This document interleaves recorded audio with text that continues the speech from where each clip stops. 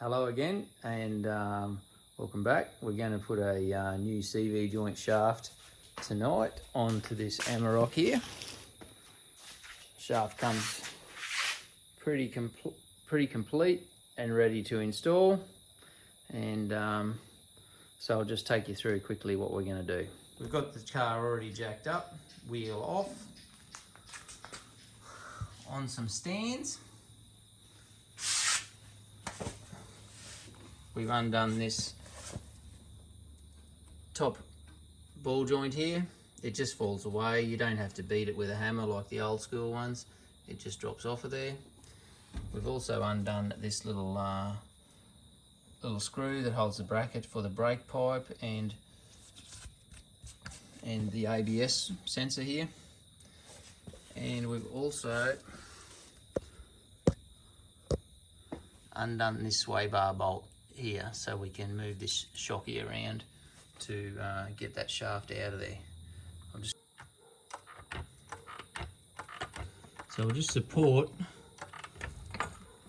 the bottom control arm here as we undo this bottom shock absorber bolt. We've rattled this bolt undone here, but I'm just leaving that in there loose for now.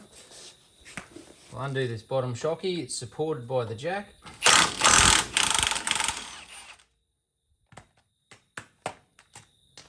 Because somehow we've got to get this shaft out through there.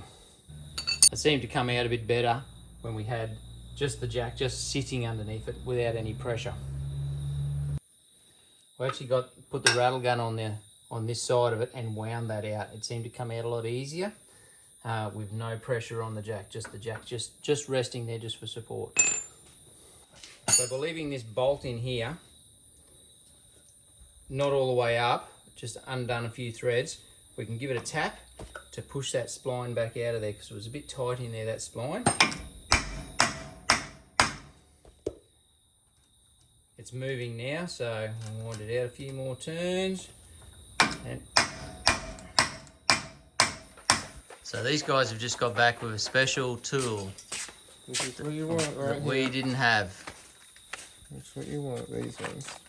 These spliney things to undo these bolts there. But you can see now we've got that CV shaft out there ready to remove. Alright, so we undo these screws here. Pretty tight. I've got Caleb sitting in the car with his foot on the brake so that doesn't spin. And then that releases this side of the joint. We've got to try and manoeuvre this shaft out of here now.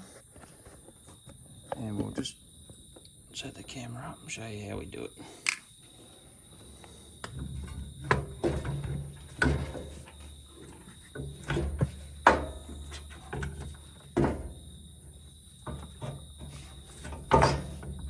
Just don't pull on that cable too much.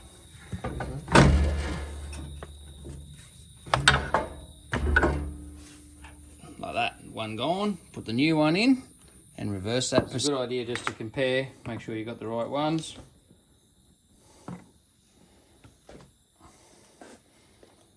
Looks pretty same to me. Let's put it in.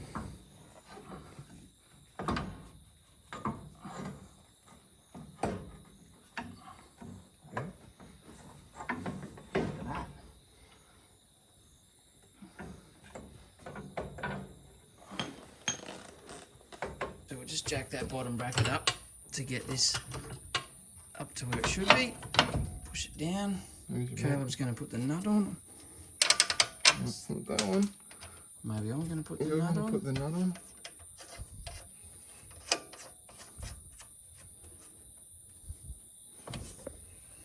And then we just put it all back together. Bottom shock bolt in. Tighten it.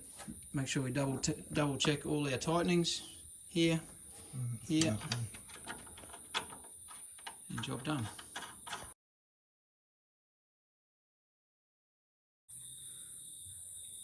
Alright, this bolt at the bottom here, we can't do that up unless we've got the weight of the vehicle on it.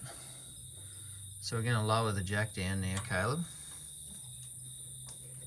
And you see how this compresses and twists. Okay. Alright, that's right down. Just give it a bit of a, just push on the suspension a couple of times, Caleb. Bounce it up and down a couple of times.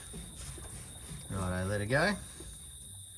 Now that's in position. Now we can tighten that off, because if we tighten it off before, it'll twist the inside of that bush as we lower it down. Where it's in its normal position, now it's a good time to tighten it off. That's pretty tight. Mm-hmm. Last of all, when the car's back on the ground, just tighten all your wheel nuts off.